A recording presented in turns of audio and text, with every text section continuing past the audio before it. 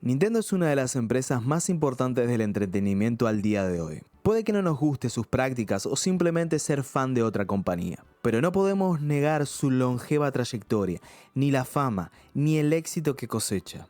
Mucho menos el impacto que tuvo y tiene en la cultura popular. Aunque no siempre fue así, y no fue tan fácil llegar acá. En más de una ocasión estuvieron al borde del abismo, por decisiones propias o por conflictos de la época. Déjenme contarles sobre esta icónica empresa. Esta es la historia de Nintendo Company. Todo comenzó en un invierno japonés en 1889, cuando el 23 de septiembre el artesano Fusashiro Yamauchi fundó la empresa Nintendo Koppai en Kioto, Japón. El objetivo era producir y comercializar sus naipes de Hanafuda, un antiguo tipo de cartas con la particularidad que no poseen números sino ilustraciones. Este rasgo le permitió a Fusashiro el poder venderlas sobre todo en los ambientes más clandestinos, pues el gobierno había prohibido los juegos de apuestas desde 1633. Podemos decir que la Yakuza, con sus casinos ilegales, fue de gran ayuda para la empresa, pues la demanda se incrementó por su calidad y durabilidad. Para dar más fiabilidad, ellos tenían que utilizar una baraja nueva cada vez que se hacía una apuesta. Además de que estaban pintadas a mano, este incremento obligó a Fusashiro a contratar más asistentes. Con el tiempo, también logró producir y vender barajas occidentales sin traer problemas del gobierno.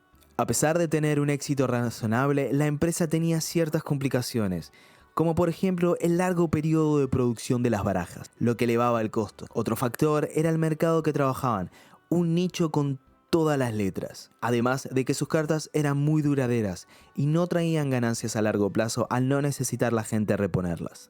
Yamauchi decidió entonces rebajar los costos creando barajas de menor calidad y ofrecer sus productos a otras ciudades como Osaka. En ella se movían grandes cantidades de dinero en el ámbito de las apuestas que podían llegar a ser muy altas. En esta época, durante el lanzamiento de sus naipes occidentales, sucede la guerra ruso-japonesa. Y el mercado del ocio se vio fuertemente afectado, ya que la gente priorizaba otros gastos. A pesar de los problemas, la empresa logró subsistir gracias a un acuerdo en 1907 con la empresa Nihon Sendai, más tarde conocida como Japan Tobacco and Salt. Este acuerdo le permitiría comercializar sus barajas en los locales de cigarrillos a lo largo de todo el país. Como dato de color no menos importante, la cultura japonesa estipula que para que una empresa sea familiar, el presidente debe tener el mismo apellido de su heredero. Y como Fusashiro no tenía hijos, en 1907 decidió adoptar a su yerno como su propio hijo. Así, Seikiri Kaneda pasó a ser un Yamauchi y se convirtió en el segundo presidente en 1929. Para ese tiempo, Nintendo ya era la empresa de cartas más grande del Japón.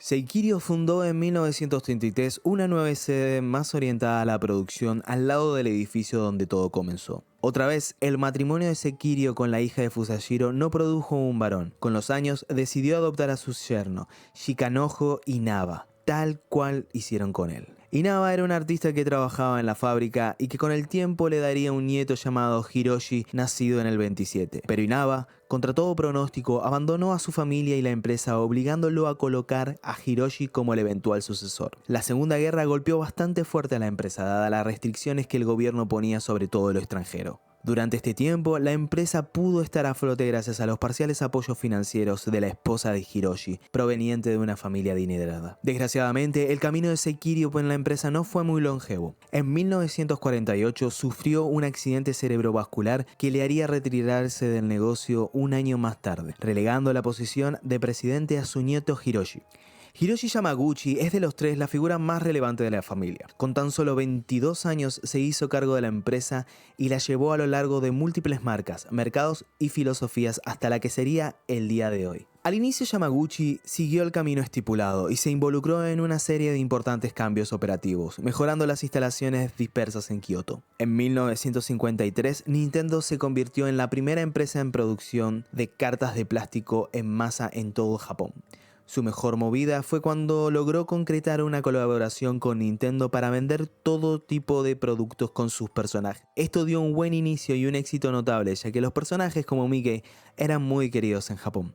A pesar de haber logrado una ganancia de 150 millones de yenes y gozar de una prosperidad económica, las cartas y los productos de Disney comenzaban a mostrarse ya agotadas. Esto sumado a la caída en las cartas para adultos, los cuales estaban prefiriendo otros hobbies, como el pachinko y el bowling. Llevaron a una caída en el mercado. Sus acciones llegaron a valer 60 yenes. Para intentar expandir su marca de alguna manera, Hiroshi tomó la decisión de adentrarse en otros mercados. Fue conocido el caso del arroz de Nintendo, el cual no tuvo éxito. También una línea de taxis conocido como Daihatsu. Al inicio fue viento en popa, pero los reiterados conflictos con los gremios de taxistas que exigían mejores sueldos hicieron que Hiroshi se cansara con el tiempo y terminó vendiendo la marca. Tal vez la más hilarante y curiosa es el rumor de que llegaron a invertir en algunos Love of Tales. Suena raro con la imagen de empresa familiar que tiene Nintendo al día de hoy. Esta información salió de un libro llamado Game Over, cómo Nintendo conquistó el mundo. Y la verdad es bastante difícil de corroborar. Todas estas aventuras dejaron en una posición precaria a la empresa. Aún así, esto le dio la experiencia y la visión de invertir en un departamento de desarrollo e investigación para volver al mercado del entretenimiento con más fuerza que nunca. Tiempo atrás habían contratado a un muchacho de nombre Gunpei Yokoi para el mantenimiento de las máquinas que producían las cartas. Gunpei era un habilidoso con sus manos y frecuentemente construía juguetes en su tiempo libre o cuando las cosas iban muy lentas. Por pura casualidad, Hiroshi visitó un día a Gunpei y lo vio jugar con uno de sus inventos, un brazo extendible. Hiroshi quedó bastante impresionado y movió a Gunpei al departamento de desarrollo donde trabajaría con el líder del sector Hiroshi Imanishi para crear diversos productos. Su primer éxito sería la versión final del prototipo de la mano extendible, llamada The Ultra Hand, vendiendo más de 1 millón de unidades. Otros juguetes populares creados por Gunpei fueron The Ultra Machine, un lanzador de pelotas de béisbol, y el Love Tester, un aparato que medía cuánto se amaban dos personas. Los 70 llegaron y con ellos la mejora de los aparatos electrónicos. Hiroshi, viendo el potencial, le ordenó a todos sus empleados comenzar a implementar esta tecnología. Llegó a manos de Gunpei unas placas solares de parte de Masayuki Uemura, un ingeniero que trabajaba en la empresa Sharp. Gunpei vio el potencial de esta tecnología por parte de los sensores y le preguntó a Masayuki si deseaba trabajar con él en Nintendo. La respuesta de este fue un claro sí. El objetivo era crear juguetes con estas placas que pudieran ser golpeadas con la luz. El resultado fue la serie de Beam Gun lanzada en 1970. Y tal fue el éxito que decidieron doblar la apuesta. Tiro al plato era un hobby bastante popular para esa época, pero no todos podían darse el lujo. El llevarlo a la masividad, construyendo pequeños ranchos de tiro, le granjeó un buen éxito. El Laser Clay Shooting System terminó superando al bowling en popularidad.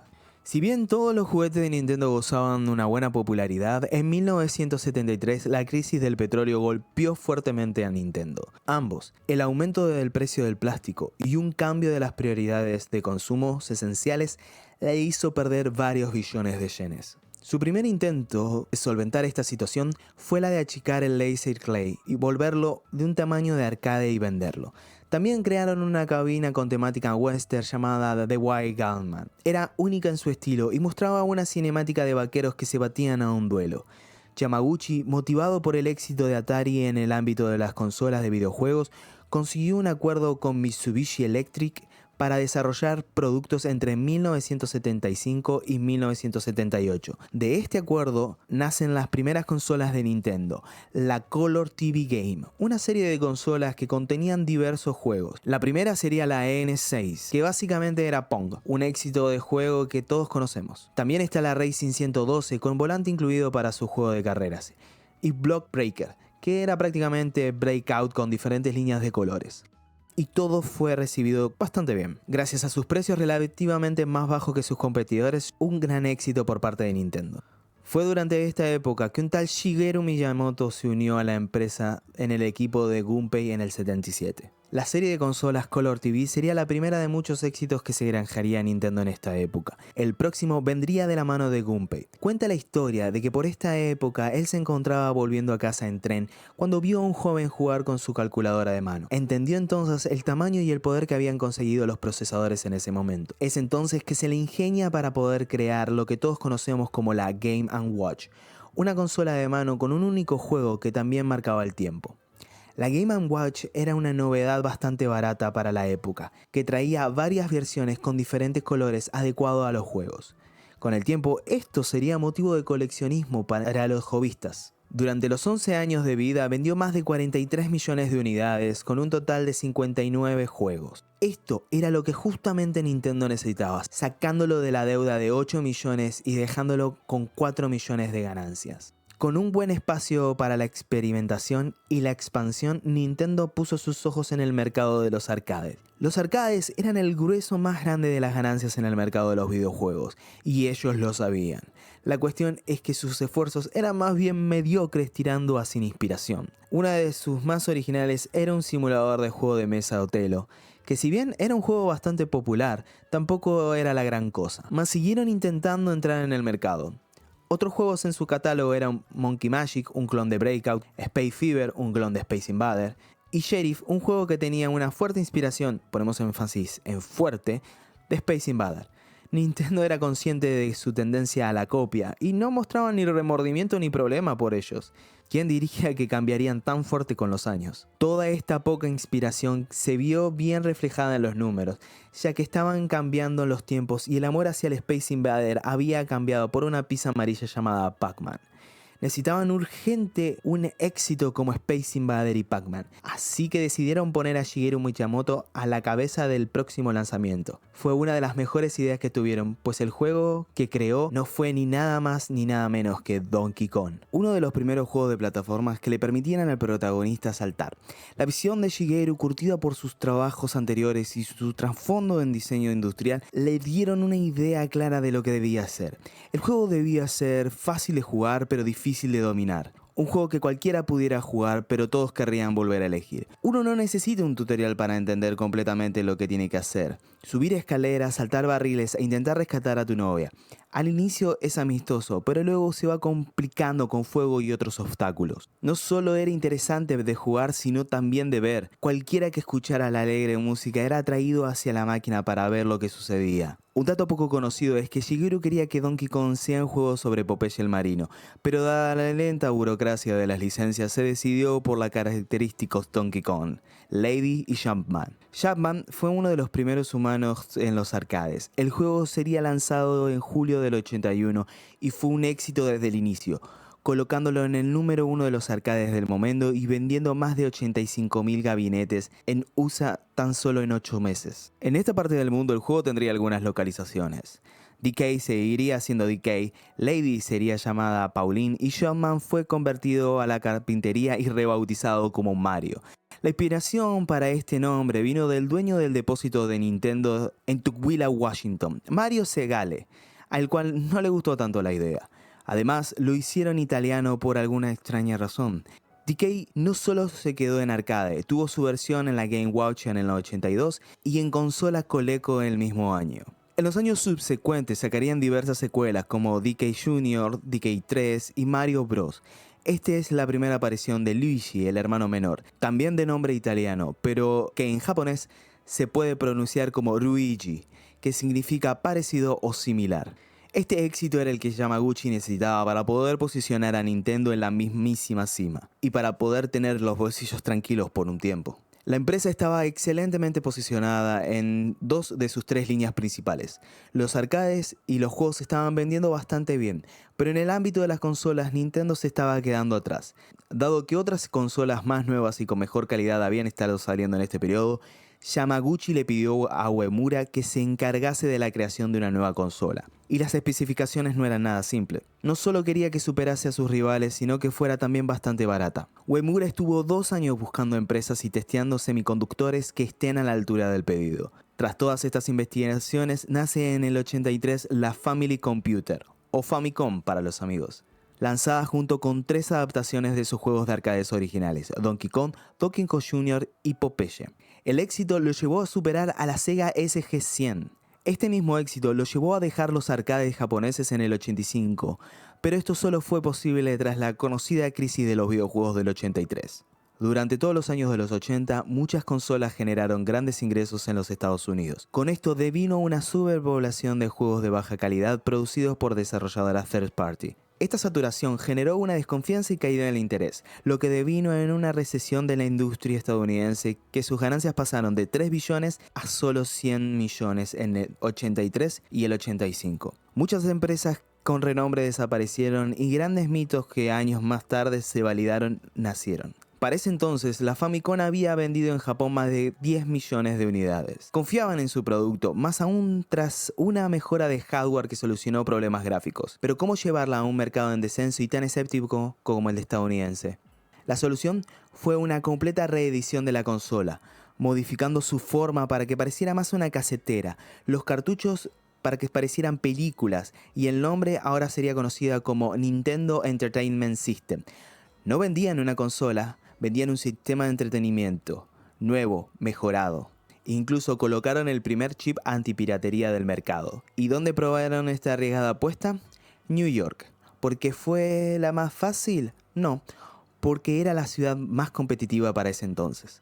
Nintendo, ambas subsidiarias, creían que si lograban vender el número reducido que fabricaron en esa ciudad, podrían venderla en todo el país. Y así fue. La NES venía con un catálogo de la más alta calidad, que pasaba por las manos de Yamaguchi. Él no era un ávido jugador, pero los años le llevaron a desarrollar un ojo para potenciales éxitos. Y estos eran Metroid, The Legend of Zelda, Ice Climber, White Gaiman, Dragon Quest, Mega Man y por supuesto el líder de todos, Super Mario Bros. Super Mario Bros. Fue lanzado junto con la NES en septiembre del 95. Diseñado por Shigeru Miyamoto y Takashi Tezuka, a boca de todos fue la gran culminación de mecánicas y programación por parte del equipo. La experiencia de dibujo en Devil World y el side-scrolling de X-Bike y Kung Fu llevaron a la concepción total de este juego titulado frecuentemente como el mejor de todos los tiempos. Si bien esta cita puede ser colocada a investigación y criterio de cada uno, no podemos negar que para los desarrolladores el mundo 1-1 es una clase magistral de cómo debe presentarse el juego y de cómo llevar al jugador sin decirle nada. Otra parte que hace grande a Super Mario Bros. Es su música. Miyamoto trabajó junto al compositor Koji Kondo, quien obtuvo inspiración del jazz moderno, creando uno de los soundtracks más icónicos de la historia. La recepción del juego fue un inmenso éxito tanto comercial. Durante septiembre vendió 1.2 millones de copias en Japón y 3 meses más tarde llegó a los 3 millones sin ningún problema. Esto le daría una ganancia de 12.2 billones de yenes. El éxito de Super Mario Bros. Ayudó a incrementar las ventas de la Famicom a 6.2 millones de unidades para enero del 86. En Estados Unidos, la consola y el juego vendieron más de 1 millón de copias para el 86, más de 4 millones para el 88 y casi 18.7 millones antes de los 90. Todo esto volvería a Mario la cara visible y mascota de la compañía hasta el día de hoy, y tal vez el personaje con más juegos lanzados de toda la historia.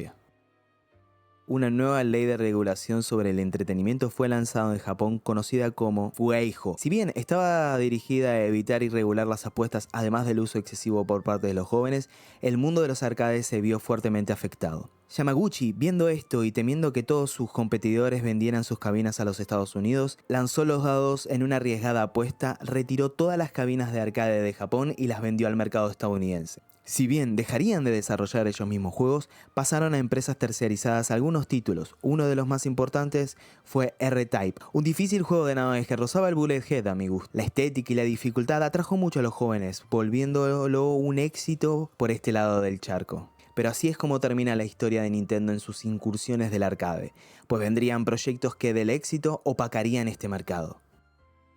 Tras el éxito de la Game & Watch, el departamento de desarrollo e investigación dirigido por Gunpei y Satoru Okada concibieron una nueva consola. Esta sería la primera portátil de la compañía. Poseía el direccional clásico y 4 botones junto a una ranura para colocar cartuchos. El concepto fue tan exitoso que pasó a ser uno de los iconos de los 90 y principios del 2000. Mas no fue simple su concepción. Las visiones separadas que se encontraban en el departamento terminaban en muchas tensiones y acaloradas reuniones.